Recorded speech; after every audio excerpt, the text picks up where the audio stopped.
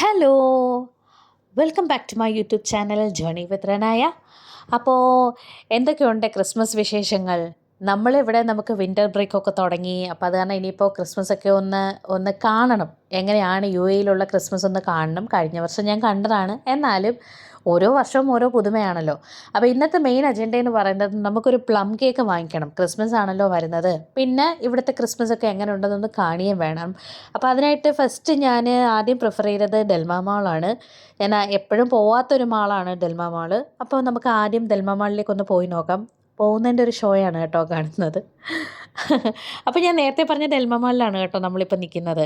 ഈ മാളിൻ്റെ ഒരു പ്രത്യേകത എന്താണെന്ന് വെച്ചിരുന്നാൽ ഇത് എവിടെ തുടങ്ങി എവിടെ അവസാനിക്കണമെന്ന് നമുക്ക് യാതൊരു ഐഡിയയും കിട്ടത്തില്ല. എന്നെപ്പോലുള്ളവരൊക്കെ ഇവിടെ നിന്ന് നട്ടം തിരിഞ്ഞു പോകത്തതേ ഉള്ളൂ. അങ്ങനത്തെ ഒരു മാളാണ് കേട്ടോ.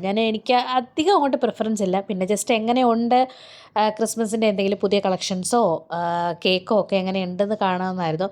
പക്ഷെ അങ്ങനെ പ്രത്യേകിച്ച് വലുതായിട്ടൊന്നും ഞാൻ കണ്ടില്ല.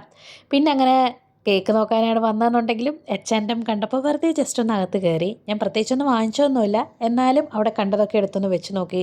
ഒരു സന്തോഷം. ഇതൊക്കെയല്ലേ ഒരു സന്തോഷം എന്ന് പറയുന്നത്.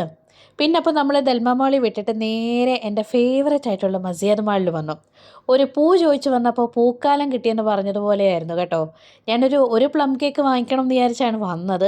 പക്ഷേ കേക്കിൻ്റെ ഒരു ഫെസ്റ്റ് തന്നെയായിരുന്നു മസിയാദ് മാളിൽ അവിടെ റെഡിയാക്കി വെച്ചിരുന്നത്. കാരണം different types of plum cakes ആണ് കേട്ടോ. ഞാൻ ഇത്രയും വെറൈറ്റീസ് ഞാൻ നാട്ടിലെങ്ങും ഞാൻ കണ്ടിട്ടേ ഇല്ല.